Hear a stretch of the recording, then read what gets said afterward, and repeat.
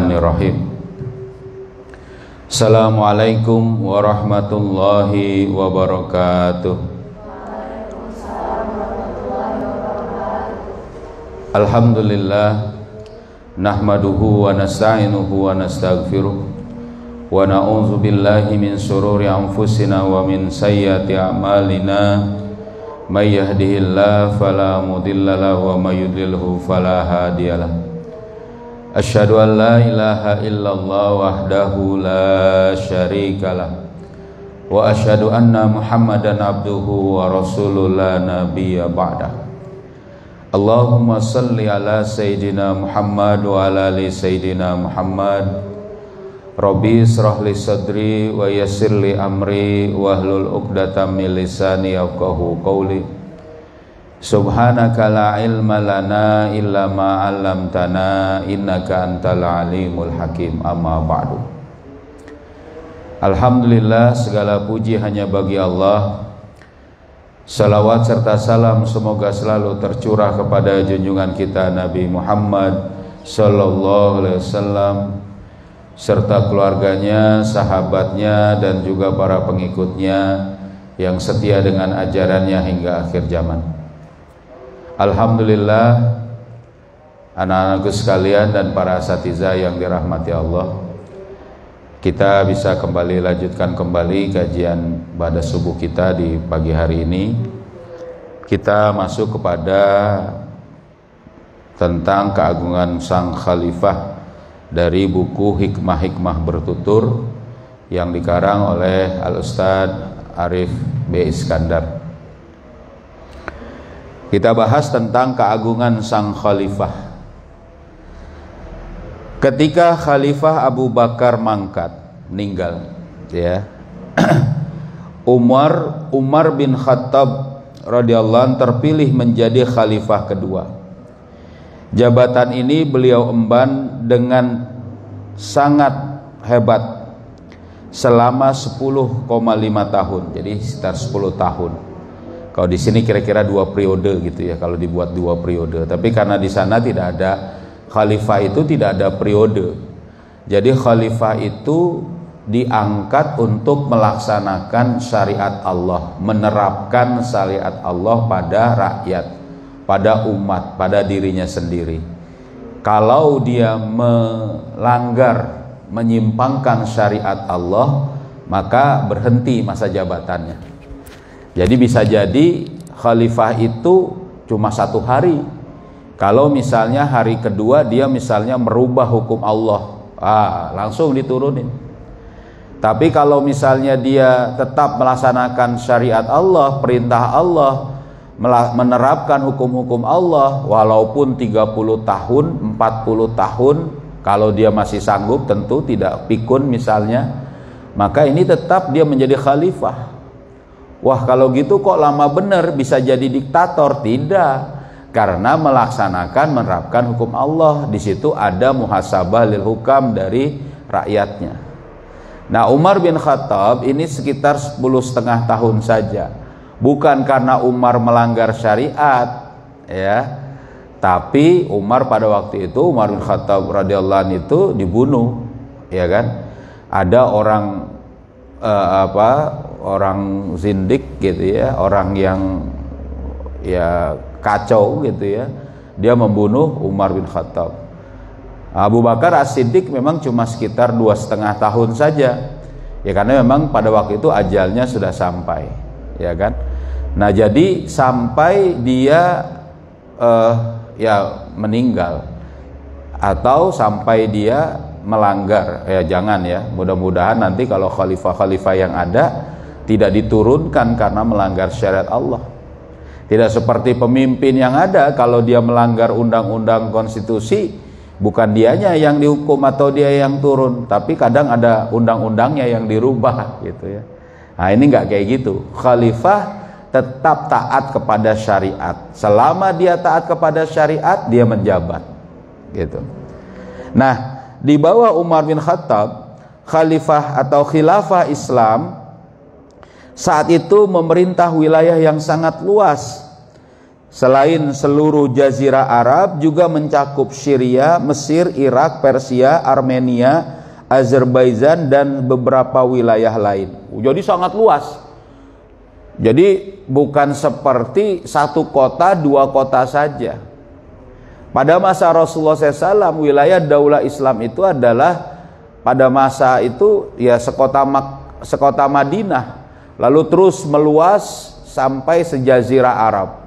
Tapi pada masa Umar bin Khattab itu sampai ke Azerbaijan, Armenia, Mesir, ya kan, dan semua wilayah-wilayah yang tadi disebutkan. Nah, dalam berperang, ya, di sini khalifah melarang keras tentaranya membunuh orang yang lemah dan menodai kuil serta tempat ibadah lainnya. Jadi Islam itu disebarkan dengan dakwah. Ini harus diingat. Disebarkan dengan dakwah. Didakwahilah itu wilayah-wilayah, tempat-tempat dengan syariat Islam agar masuk Islam. Tapi kalau dakwah ini dihalangi secara fisik, nah ini dia, oleh penguasa setempat, biasanya penguasa, karena biasanya kalau rakyat itu nggak akan menghalangi, karena Islam ini akan diterima rahmatan lil alamin. Tapi para penguasa biasanya dengan para pendakwah Islam itu merasa terancam, gitu. Merasa terancam, kekuasaannya itu bisa runtuh, bisa jatuh, makanya dia dihalangi. Jangan ada orang yang berdakwah, jangan ada pendakwah Islam, jangan ada mubalik Islam. Makanya dia halangi, baik itu secara mengagitasi, memprovokasi masyarakat untuk menolak dakwah Islam. Dia juga biasanya tadi mengusir, membunuh, atau bahkan menghalangi secara fisik. Nah, disinilah akan datang pasukan kaum muslimin. Ya, tentu bukan pasukan dulu. Ada negosiasi, ada diplomasi, bukan diplomasi sih. Ada kemudian utusan-utusan politik untuk apa? Menegur pemimpin tadi. Rasulullah dulu kirim surat dulu, ya kan? Nah, kalau dulu sekarang mungkin pakai email langsung, atau pakai telegram, atau pakai telepon langsung misalnya. Nah, pada saat kemudian dia tidak mau menerima pendakwah tadi dan tidak mau menerima Islam, maka datanglah pasukan itu. Datang pasukan itu pun dengan pilihan, dia mau tunduk dengan syariat Islam, ya, dia masuk Islam, dia, atau dia tunduk dengan pemerintahan Islam, ya, atau dia misalnya membayar jizyah, itu tentu tadi dia masuk Islam berarti sudah semuanya, atau dia membayar jizyah, atau dia diperangi. Mana yang dipilih ini? Gitu. Ternyata dipilih karena dia biasanya sombong, punya pasukan, udah perang aja. Nah, ini peranglah kaum muslimin. Disitulah jihad, futuhat, sampai menang. Kadang kaum muslimin menang, paling sering menang. Kadang juga tidak menang, kalah beberapa kali. Contohnya itu adalah Konstantinopel. Konstantinopel itu sejak masa sahabat Abu Ayyub Al-Ansari itu sudah mulai itu menyerang Konstantinopel, tapi baru bisa ditaklukkan pada masa Sultan Muhammad Al-Fatih. Jadi beberapa abad berikutnya, gitu ya, beberapa ratus tahun berikutnya, ya, inilah futuhat Islam. Nah, pada saat berperang itulah khalifah dalam syariat Islam itu melarang untuk apa? Membunuh orang yang lemah dan menodai kuil, tempat ibadah. Itu nggak boleh dihancurin. Maka kita nggak akan menghancurkan itu tempat ibadah. Ya, khalifah juga banyak menawarkan syarat-syarat yang lunak saat menaklukkan musuh-musuhnya. Beliau pun memberi mereka segala macam hak yang bahkan dalam abad modern ini tidak pernah ditawarkan kepada satu pun bangsa yang kalah perang. Hal ini sangat membantu memenangkan simpati rakyat yang pada akhirnya membuka jalan bagi konsolidasi administrasi secara efisien. Jadi khalifah itu memberikan syarat-syarat yang lunak, yang mudah, sudah, ya kan? Kalau mau tunduk bayar jizyah, atau totalitas masuk Islam, masuk dalam tentu kewilayahan Islam. Nah, kebijakan Khalifah Umar ini tentu kontras dengan penindasan dan kebuasan yang dilakukan Alexander, Caesar, Attila, Genghis Khan dan Hulagu Khan. Jadi kalau dibandingkan dengan pemimpin-pemimpin dunia saat itu, ya, itu sangat berbeda. Contohnya Genghis Khan. Genghis Khan ini menyerang ibu kota, ya kan? Ibu kota kekhilafahan Islam. Sampai dihancurkan seluruh kota. Bahkan pada waktu itu kitab-kitab, buku-buku khasanah-khasanah Islam itu ya dibakar habis, orang-orang pun dibunuh-bunuhin. Sampai dalam satu cerita, Sungai Tigris dan Sungai Eufrat itu ada, kalau kalian lihat di wilayah Irak, itu warna airnya itu sudah hitam dan memerah karena darah dan abu kitab-kitab yang dibakar oleh Genghis Khan. Pada saat dia ngapain? Tadi menaklukkan ibu kota, menaklukkan Islam. Pada waktu itu gagah sekali, seolah-olah dia itu. Tapi ternyata berikutnya ya dia kalah juga oleh pasukan Islam berikutnya. Begitu juga Julius Caesar dulu sebelumnya, masa-masa dulu pada saat dia membangun Imperium Romawi.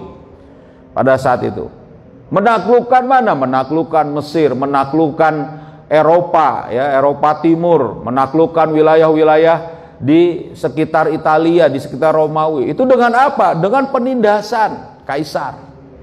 Belum lagi ya raja-raja yang lain, ya. Pada saat mereka itu mengambil wilayah untuk memperluas wilayahnya, mereka membawa kehancuran. Berbeda dengan Islam, futuhatnya berbeda, ya.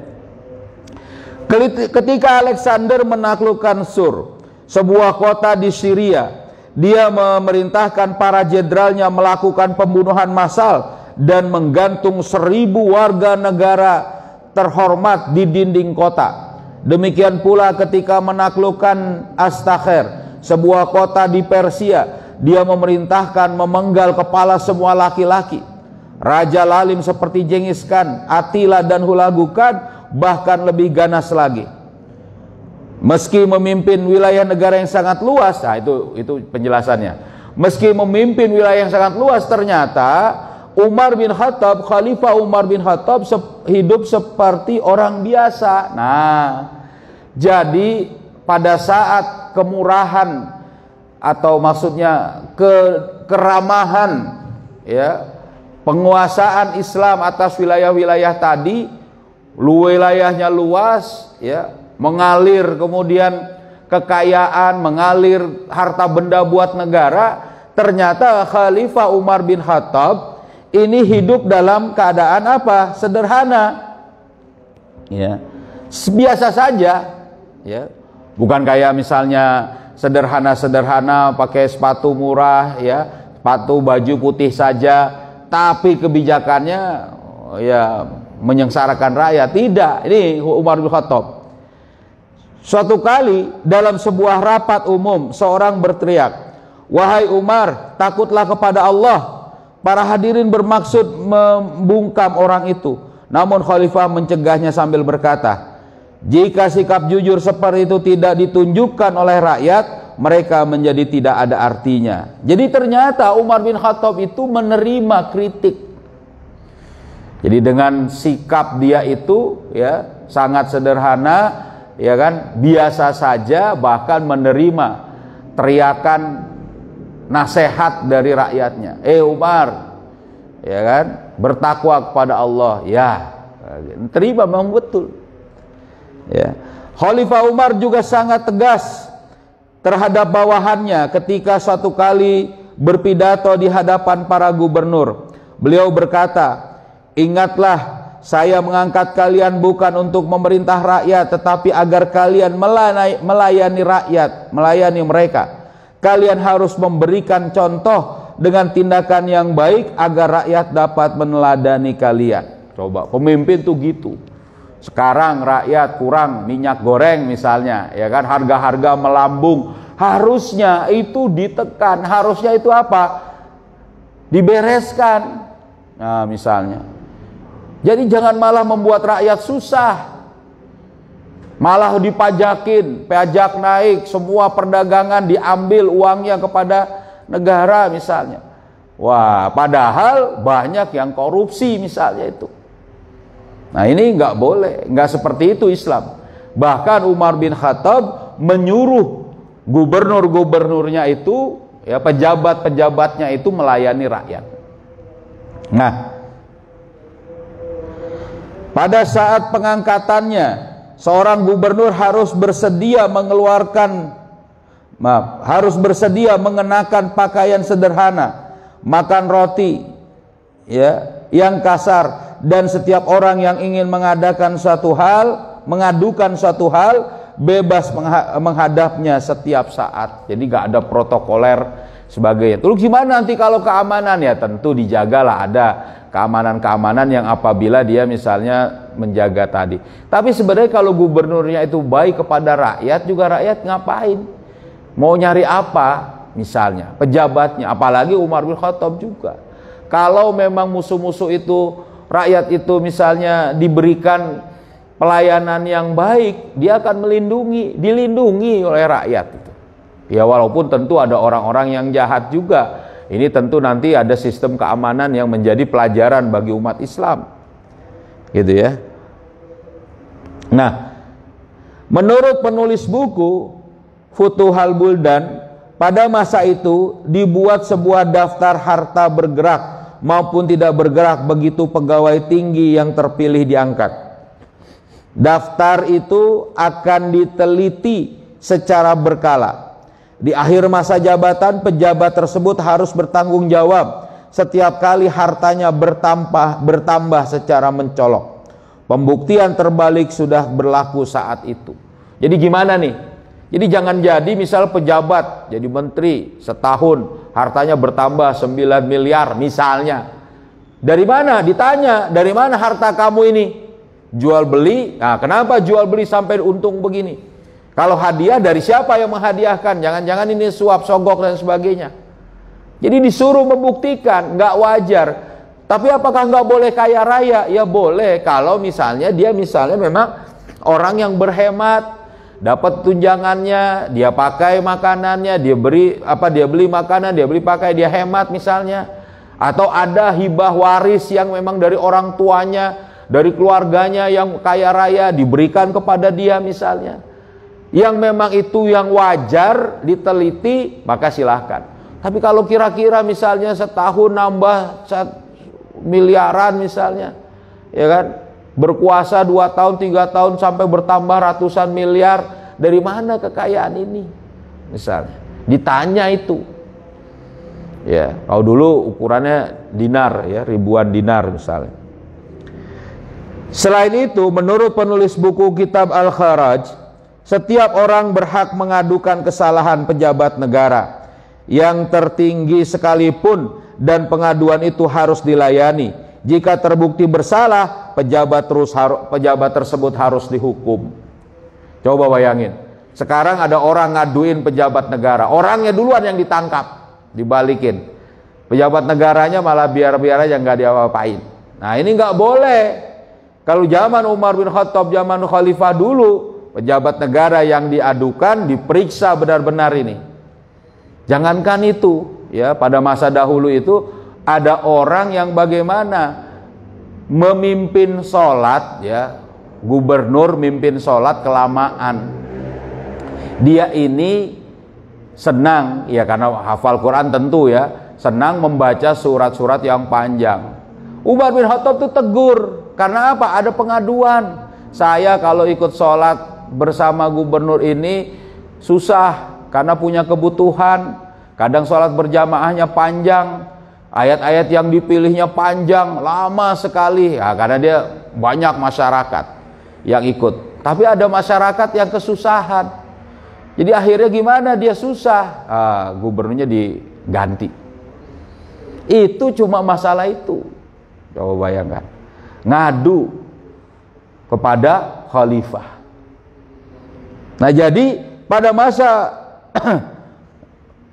khalifah Islam ini itu bukan tanpa ada kesalahan juga, tapi ada mekanisme pengaduan muhasabah tadi, ya kan? Jika terbukti bersalah, pejabat-pejabat tersebut harus dihukum. Khalifah menaruh perhatian yang sangat besar dalam usaha perbaikan keuangan negara juga ini, dengan menempatkannya pada kedudukan yang sehat. Beliau membentuk suatu diwan yang dipercaya menjalankan administrasi pendapatan negara. Beliau juga membentuk Departemen Kesejahteraan Rakyat. Sejarawan terkenal Alama Al-Makrizi mengatakan, di Mesir saja lebih dari 20.000 pekerja terus-menerus dipekerjakan sepanjang tahun. Masya Allah. Jadi pada masa Umar bin Khattab inilah dibangun ada Baitul Mal. Nah, ada Baitul Mal. Jadi ada berbendaharaan negara, ada tempat, ada dewan, ada lembaga yang kemudian mengatur pemasukan negara. Ya, banyak, ya kan, dari seluruh wilayah, ya, pada saat ada ghanimah, harta pampasan perang, dan banyak sekali jizyah. Nah, pada waktu itu masuk ke dalam Baitul Mal, sampai seorang gaji pegawai, ya kan, gaji guru yang ngajarin Al-Quran, guru TPA kita ini dulu itu, kalau sekarang itu guru TPA, kira-kira guru itu gajinya itu 20 dinar, ya, dikatakan itu sebulan 20 dinar. 1 dinar 4,1 gram emas. Coba, berarti berapa itu? Oh, ya, jutaan. Berapa ya? 20 dinar. 1 dinarnya 4 gram. Berapa? Oh, 30 juta, 40 jutaan. Coba, gajinya segitu. Gaji pegawai ngajar anak-anak. Terus kalau sekarang gimana? Wah, ya nggak sanggup. Tapi bukan itu yang dicari. Mereka tetap tentu mengajar dengan baik. Tapi karena apa? Karena menghargai dan bagaimana, ya, negara mengatur keuangannya. Jadi nggak jadi negara miskin Daulah Khilafah itu, kaya raya. Karena memang tidak menggunakan harta benda yang diharamkan. Coba ada satu negara bikin perhelatan balapan sampai triliunan. Coba, balapan doangan. Padahal nggak ada juga pembalap negerinya sendiri yang menang, gitu kan? Sampai triliunan, tiba-tiba disponsorin sama perusahaan negara, perusahaan minyak negara misalnya. Setelah selesai balapan, perusahaan minyaknya malah menaikkan harga minyak, kan gitu, coba. Tekor. Ini nggak beres pengaturan keuangan kayak gitu, gitu. Banyak alasan lagi pula dia. Nah, kebesaran Khalifah Umar juga terlihat dalam perlakuannya yang simpatik terhadap warganya yang non-muslim. Oh, ternyata non-muslim juga diperhatikan. Beliau mengembalikan tanah-tanah yang dirampas oleh penguasa jahiliyah kepada yang berhak, yang sebagian besar non-muslim. Beliau berdamai dengan para Kristen Elia yang menyerah. Beliau menyatakan, inilah perdamaian yang ditawarkan Umar, hamba Allah, kepada penduduk Elia. Orang-orang non-muslim diizinkan tinggal di gereja-gereja mereka, dan rumah-rumah ibadah tidak boleh dihancurkan. Mereka bebas sepenuhnya menjalankan ibadahnya dan tidak dianiaya sedikit pun. Coba bayangkan. Jadi orang-orang non-muslim pun diberi jaminan selama mereka mau membayar jizyah tadi, gitu. Nah, masih menurut pengarang kitab Al-Kharaj, dalam wasiatnya yang terakhir, Khalifah Umar memerintahkan kaum muslim untuk menepati sebuah jaminan yang pernah diberikan kepada non-muslim, melindungi harta dan jiwa mereka dengan taruhan jiwa sekalipun. Khalifah bahkan memaafkan pengkhianatan mereka, orang Kristen dan Yahudi di Hims, sampai berdoa agar orang Muslim kembali ke negeri mereka. Coba bayangkan. Jadi orang-orang Yahudi dan orang Nasrani bahkan dahulu pingin di bawah naungan pemimpin Islam, karena jelas sangat adil. Kalau sekarang gimana coba? Pemimpin Islamnya malah nggak beres juga, ada juga, ya kan? Apalagi pemimpin yang non Islam juga gitu kan. Nah ini karena nggak mengambil syariat Islam. Kalau dahulu itu dengan syariat Islam, ya. Khalifah yang agung itu hidup dengan sederhana. Jadi Khalifah Umar bin Khattab ini benar-benar jadi contoh teladan. Tingkat kehidupan tidak lebih tinggi dari kehidupan orang biasa. Suatu ketika Gubernur Kufah mengunjunginya sewaktu beliau sedang makan. Sang gubernur menyaksikan makanannya sendiri. Sang gubernur menyaksikan makanannya terdiri dari roti kering yang dilumuri minyak zaitun. Ia kemudian berkata, "Amirul Mukminin, mengapa Anda tidak makan roti dari gandum?" Jadi roti yang empuk. Khalifah balik bertanya, "Apakah engkau pikir dalam wilayah kekuasaanku yang begitu luas setiap orang bisa mendapatkan gandum?" Jadi gitu. "Tidak," jawab gubernur. "Lalu bagaimana aku dapat makan roti dari gandum kecuali jika itu bisa dengan mudah didapat oleh seluruh rakyatku," tambah Umar. Jadi kalau rakyat itu sudah makan kebanyakan dengan lauk seperti itu misalnya, itulah makanan khalifah. Jadi dia tuh sama dengan rakyat. Bukan berarti rakyat ini susah, ya kan, malah disuruh yang lain-lain. Rakyat pengen goreng malah disuruh ngerebus. Coba bala-bala bagaimana itu coba direbus, ya kan? Jadi bubur, ya kan, harus digoreng. Ya, kalian kalau berbuka belum ada bala-bala kayaknya kurang pas juga ya. Ya itu bagi sebagian masyarakat, kebanyakan misalnya di Indonesia, di kita ini senang dengan goreng-gorengan. Ya berarti apa? Gubernur, pemerintahnya, pemimpinnya, atau nanti khalifah itu harus menyediakan, dan itu juga menjadi makanan mereka bersama. Kenapa? Itulah kepemimpinan, melayani rakyat, gitu loh. Ya. Tentang khalifah yang agung ini pula sejarawan Kristen Mesir George Jaidan berkomentar, pada zamannya, pada masa Umar bin Khattab maksudnya, berbagai negara ia taklukkan, barang rampasan kian menumpuk, harta kekayaan raja-raja Persia dan Romawi mengalir dengan derasnya di hadapan tentaranya. Namun ia sendiri menunjukkan kemampuan menahan nafsu serakah, sehingga kesederhanaannya tidak pernah bisa ditandingi oleh siapapun. Ia berpidato di hadapan rakyatnya dengan pakaian bertambalkan kulit hewan. Ia mempraktikkan satunya kata dengan perbuatan. Dia mengawasi para gubernur dan jenderalnya dengan cermat. Bahkan Khalid bin Walid yang perkasa pun tidak terkecuali. Ia berlaku adil kepada semua orang, termasuk kepada orang non-muslim. Ini kata orang non-Islam sendiri. Ya, jadi luar biasa ini kepemimpinan Khalifah Umar bin Khattab. Ini keagungan khalifah. Nah, secuil fragmen di atas sejatinya memunculkan pertanyaan, belum tibakah saatnya bagi kaum muslim mendambakan kembalinya seorang khalifah seperti Umar? Kok ya kita ini nggak pengen gitu orang Islam itu seperti Khalifah Umar bin Khattab, pemimpin yang ada, yang begitu sederhana, yang begitu betul-betul menerapkan syariat Allah, sekaligus tegas, keras terhadap apa? Pelanggaran-pelanggaran, ya kan? Yang tadi tidak boleh melanggar syariat Allah.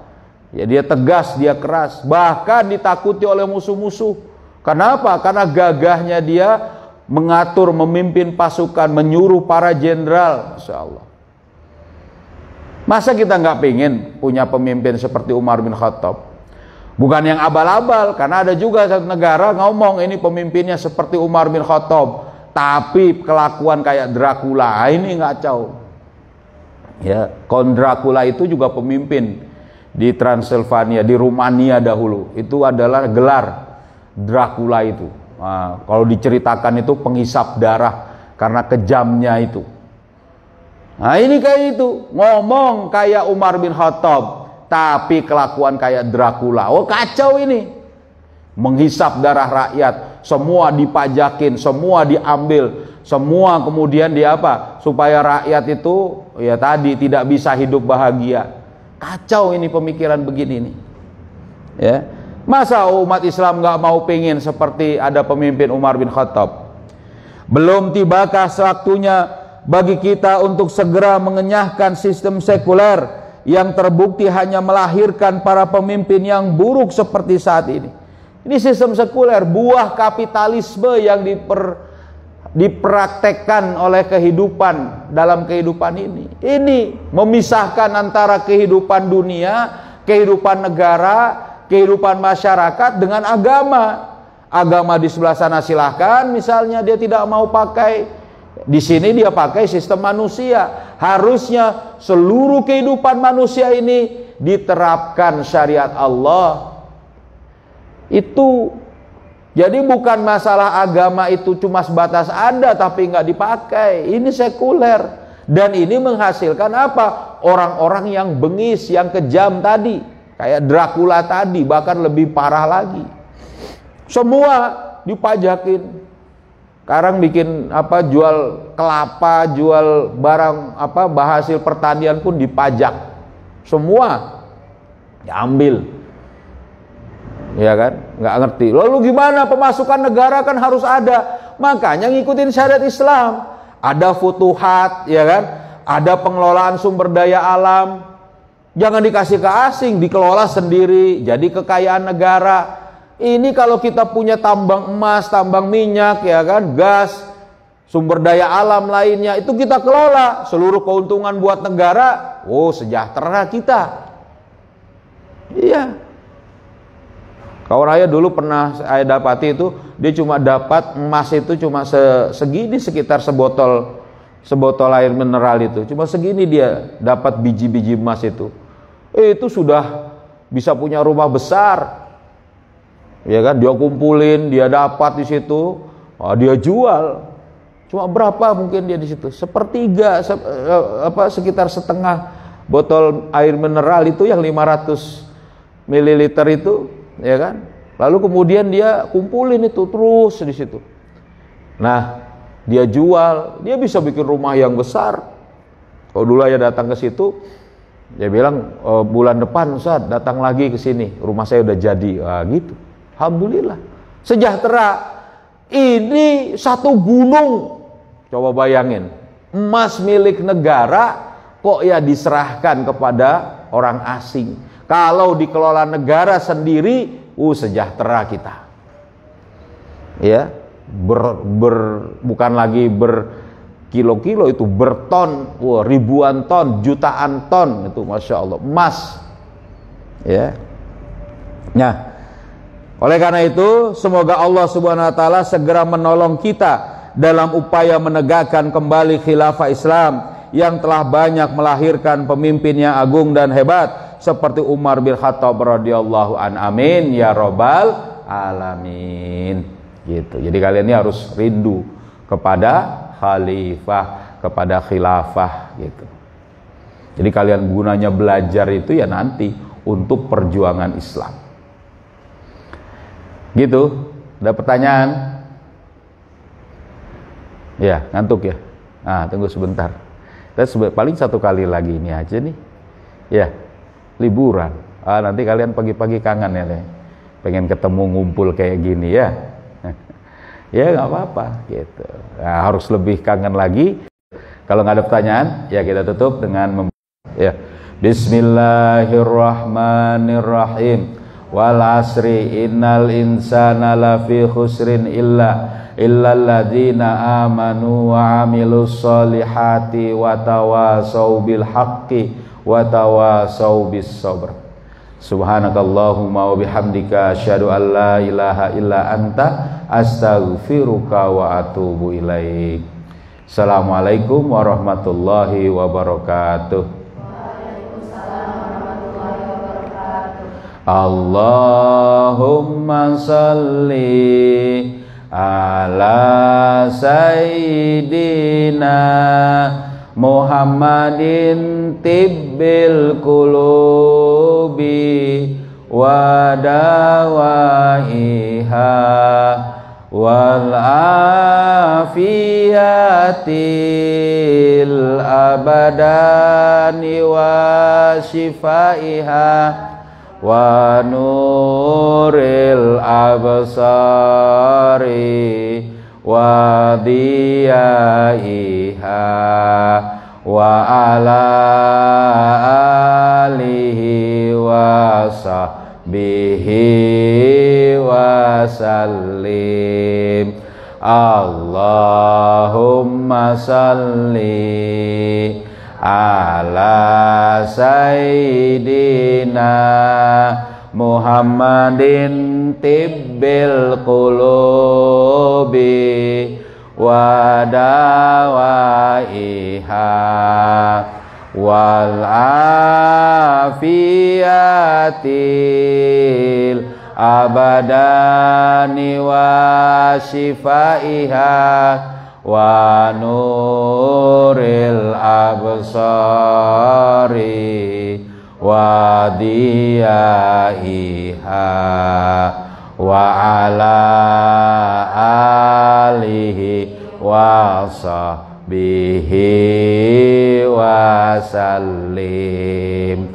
Allahumma salli ala sayyidina Muhammadin tibbil qulubi wa dawaiha